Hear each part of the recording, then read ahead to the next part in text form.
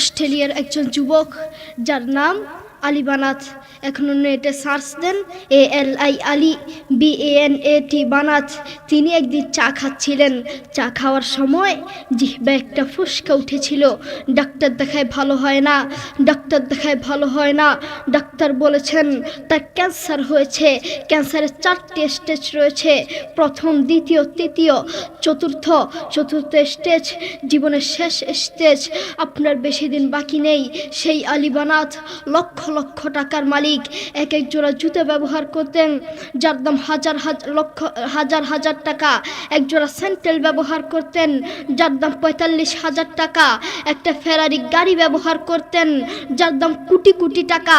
সেই আলী বানাত এই মাটির নিচে চলে গিয়েছেন। তিনি মারা যাওয়ার আগে মহিলার মতো হাউমাউ করে কাঁদতে কাঁদতে মারা যাননি। তিনি মারা যাওয়ার আগে কোরআন তেলাওয়াত করতে করতে দুনিয়া থেকে বিদায় হয়েছে। আল্লাহু আকবার। সেই আলী বানাত মাটির নিচে চলে গিয়েছেন। তেমনিভাবে আমাদেরকে এই মাটির নিচে যেতে হবে। আজকের এই মাহফিল আপনার জীবনের শেষ মাহফিল হতে পারে। আজকের এই মাহফিল আমার জীবনের শেষ মাহফিল হতে পারে। আজকের এই মাহফিল বক্তাদের জীবনের শেষ মাহফিল হতে পারে। আজকের এই মাহফিল আমার বাবা মুফতি মোহাম্মদ আলীর জীবনের শেষ মাহফিল হতে পারে। আপনি আজকে মাহফিল করেছেন, আগামী বছরে মাহফিল করবেন তার কোনো গ্যারান্টি নেই। হয়তো মাইক থাকবে, হয়তো মাহফিলের প্যান্ডেল থাকবে, হয়তো আপনি থাকবেন না, আপনার খোঁজ পাওয়া যাবে না, ঠিক কি না? যুবক, তোমাকেই বলছি, তুমি অনেক মানুষকে দেখেছ গাড়ি অ্যাক্সিডেন্ট করেছে, গোস্ত কেটে কেটে গাড়ি থেকে বের করছে, আর তুমি তা দেখে হাসছ। সেই জায়গায় তুমিও হতে পারতে, তোমাকেও এভাবে গোস্ত কেটে কেটে বের করতো। আপনারা অনেকেই জানেন তুরস্কের ভূমিকম্প হয়েছে, মাত্র 40 সেকেন্ডের একটি ভূমিকম্প। মাত্র 40 সেকেন্ডের একটি ভূমিকম্পে হাজার হাজার মানুষকে মেরে ফেলেছে। 40 সেকেন্ডের একটি ভূমিকম্পে হাজার হাজার মানুষ মারা গিয়েছে। সেই জায়গায় যদি তুমি হতে তখন কি করতে? যুবক, তুমি বড়ই গুনাহগার, তুমি বড়ই গুনাহগার। তুমি আল্লাহর কোরআনকে লাথি মেরে, আল্লাহর কোরআনকে অসম্মানী করে কবরে যাবে, শান্তি পাবে না। তুমি জানো কোরআন কি জিনিস?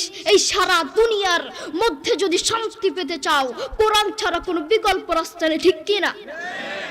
যুবক, তুমি সারাদিন মোবাইল, ইউটিউব, ফেসবুক, দুনিয়ার সব দেখতে পারো, কিন্তু আল্লাহর কোরআনটা দেখতে পারো না। আমি যদি তোমাকে প্রশ্ন করি, আজ সারাদিন কয়বার ইউটিউব দেখেছ? তুমি বলবে কয়েক হাজার বার। আমি যদি তোমাকে প্রশ্ন করি, আজ সারাদিন কয়বার ফেসবুক দেখেছ? তুমি বলবে কয়েকশো বার। কারো কারো জীবনে আছে মাস গিয়েছে, মাসের পর মাস গিয়েছে, কিন্তু আল্লাহর কোরআনটা একবার ধরার তার সুযোগ হয় না। কারো কারো জীবনে আছে বছরের পর বছর গিয়েছে, কিন্তু আল্লাহর কোরআনটা দেখার তার সুযোগ হয় না। তার মতো নাফরমান এই বাংলার জমিনে আরেকটাও হতে পারে না, ঠিক কি না? যুবক, তুমি বড়ই গুনাহগার। ও বন্ধু, এই সারা দুনিয়াটাই স্বার্থ, এই সারা দুনিয়াটাই ধোঁকা। যেই আল্লাহ তাকে এত আদর যত্ন করে বাঁচিয়ে রেখেছেন, যেই আল্লাহ তাকে 2টো চোখ দিয়েছেন, কত মানুষকে এই 2টো চোখ দেয় নাই। সেই আল্লাহর দেয়া চোখ দিয়ে আল্লাহর কোরআনটা দেখতে পারে না। তুমি জানো কোরআন কি জিনিস? একবার মোবাইলটা নিয়ে কানের সামনে ধরে দেখো না, ধরে দেখো কত মধুর সুর। তার একটা দৃষ্টান্ত দিলে হয়তো আপনারা বুঝতে পারবেন। আমেরিকার কয়েকজন মুসলমান যুবক এক খ্রিস্টানকে গিয়ে বলছে, গিভ মি 2 মিনিটস স্যার, আমাকে 2টা মিনিট সময় দেন। খ্রিস্টান বলছে, no time, I am busy, আমার সময় নেই, আমি ব্যস্ত। যুবক বলছে, গিভ মি 1 মিনিট স্যার, আমাকে 1টা মিনিট সময় দেন স্যার। খ্রিস্টান বলছে, আচ্ছা ঠিক আছে।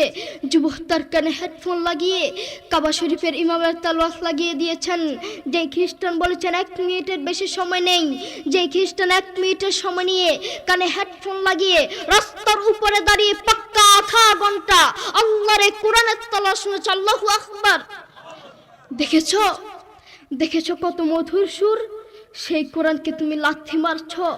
অসম্মানী করছো। আল্লাহ তাআলা কোরআনে বলেন, ওয়ামাল হায়াতুদ দুনিয়া ইল্লা মাতাউল গুরুর। এই সারা দুনিয়াটাই স্বার্থ, এই সারা দুনিয়াটাই ধোঁকা, সারা পৃথিবীটাই ধোঁকা।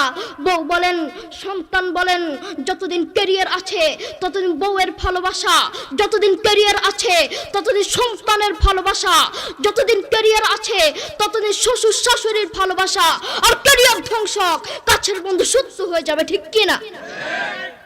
তাদের মধ্যে কোরআনের কোনো শিক্ষা নেই, তাদের মধ্যে আছে স্বার্থ আর স্বার্থ, তাদের মধ্যে